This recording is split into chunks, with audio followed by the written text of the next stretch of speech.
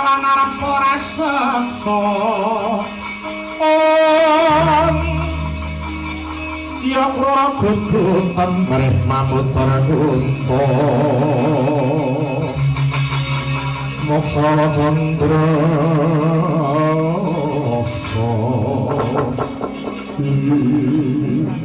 Kakang Janaka Kyai Dewasarani iya kok banget olehmu kepati banting raga kuwi golek apa dadar ketrimaning urip gayuh nugraning Gusti kang nyipta jagat wujud wahyuning katentreman ya wahyuning kasantosan sinebut wahyu toh jali Kakang muspra tanpa guna arep wis sedakep nganti 7 taun sedakep nganti kukuting jagat ora bakal Kakang Janaka nampa wahyu toh jali kabeh menungsa diwenangake budidaya menungsa kuwi luwih becik budidaya tinimbang babar pisan ora ning pambudidaya kuwi kudu dipetung dhisik yen kowe meksa marang kekarepanmu kudu entuk wahyu kuwi triwas kowe nandhang wiran ngerti ya Kakang Janaka dening Rama Mukulun Bathara Guru wahyu toh jali wis diparingake marang Dewasarani wis manjing ragaku Kakang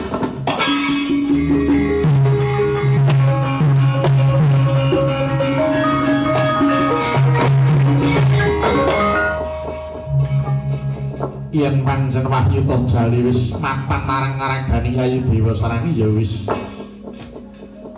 pun Kakang melu mangayu bagya awit pambudidayane Kyai Dewasarani wis bisa mundi marang wahyu toh jali iya tak jaluk sawise wahyu manjing marang ngaragani Kyai Dewasarani muga andayan ana tentreming jagat pancen wis tak arep-arep aku kepengin nentremke jagat saka menungsa-menungsa kang nandhang Sukerta. Tuladane kaya para Pandhawa. Pandhawa kuwi 5 lanang kabeh ora diruwat kuwi nandhang Sukerta. Ratu Ngamarta Puntadewa kuwi ratu getihe putih kuwi ya wong nandhang Sukerta. Mula Kakang tak jaluk kanthi banget Kakang Janaka tak ruwat karben bisa gawe tentreming jagat banjur caramu ngruwat marang aku kepiye caraku bakal ngruwat ora ana liya mung kejaba kene uncupno tanganku tak serimpung sikilku tak pagas murdamu kan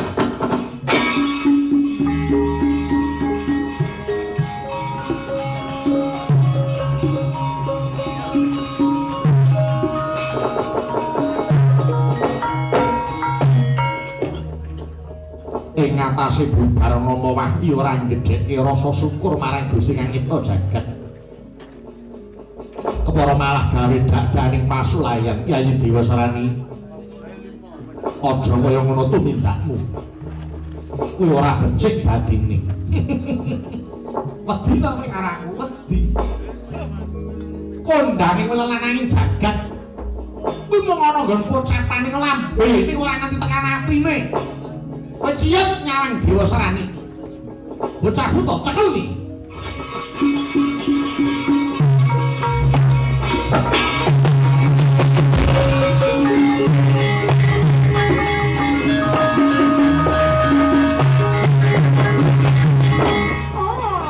menungsa orang tata mara maju ada gigat yang mengapa margane mati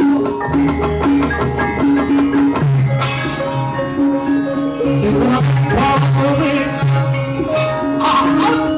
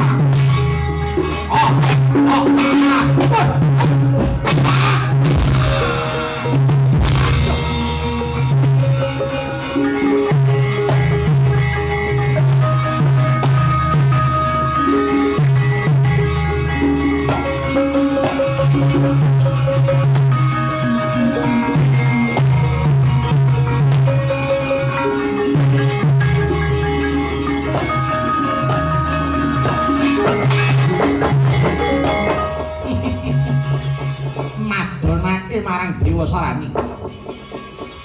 Mong kari aku karo kowe. Sapa sing bakal debabah ngepani Bantala Maracabana? Remet dadi kelare apik-apik.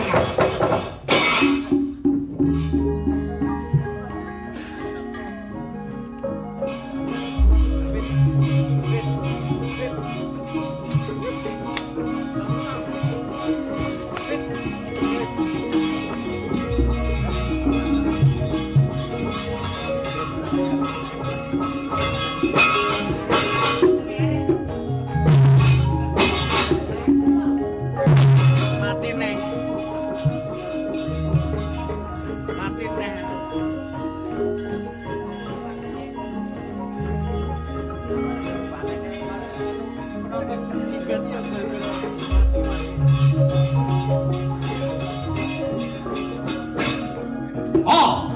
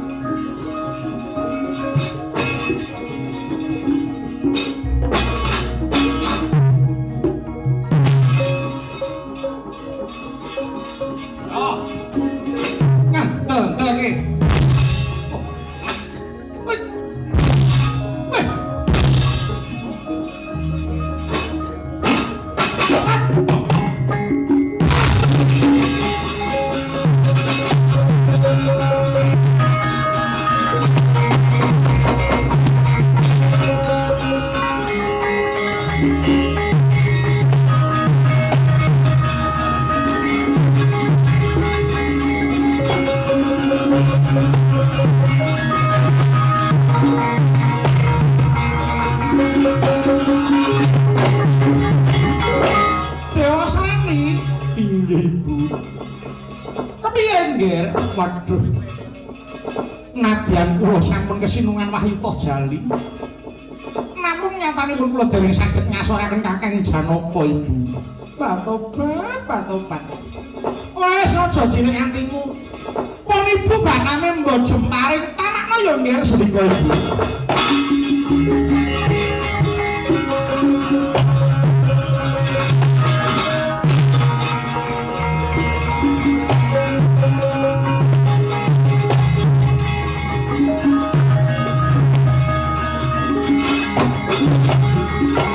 Kakang Janaka, aja rumangsa gendhong kumalungkung.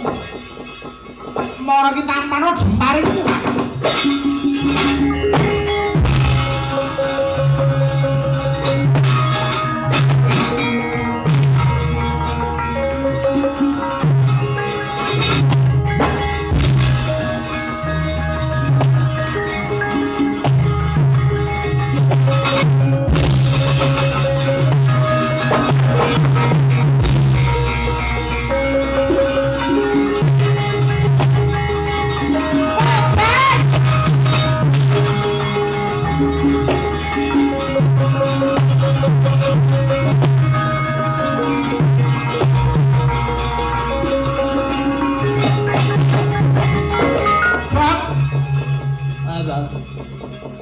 Kelangan gede-gede. Lah kowe ora setitik. Nek gawa apa-apa ki aja tak egleh-eglehke. Bareng kelangan bingung. Iki dudu barang, Gus. Lah ta. Ndara Janaka. Nang ndi, Pak? Kae mau Ndara Janaka. Kepenuk alah. Kepenuk. Cempluk alah. Alah, Kepenuk kepenak. Pedhong ratu. Tunggul Maloyo. Dewa Serani. Terus bareng dilepasi jemparing Ndara Janaka kontak mlayu ilang saka papan ae do goleki.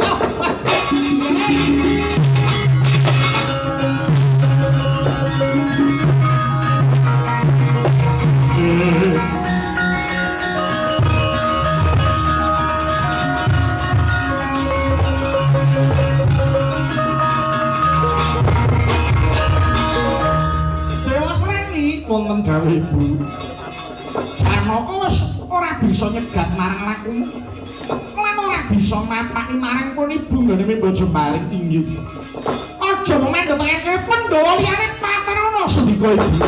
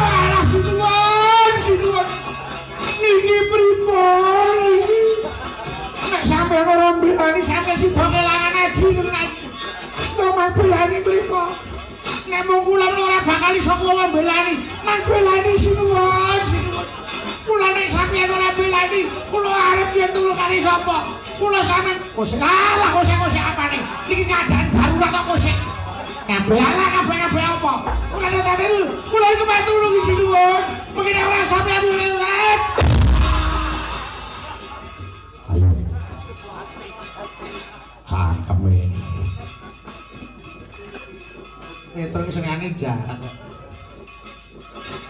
Jarak ora kodoro. Jarak kok wong luwe.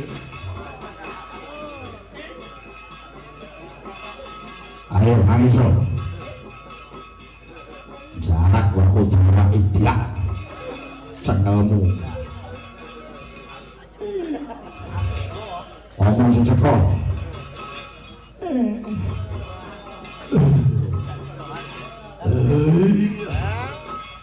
Ayo omong sing tuwajuk. Bengak-bengok. Nggih. Anu, lho nangis meneh iki. Nangis to. Tak kokon biasmu iki. Nggih. Ayo, niki kula ora ndereke Ndara Janaka. Iya. Ndara Janaka anu tapa pados wayu toh jali. Terus wis entuk gawe.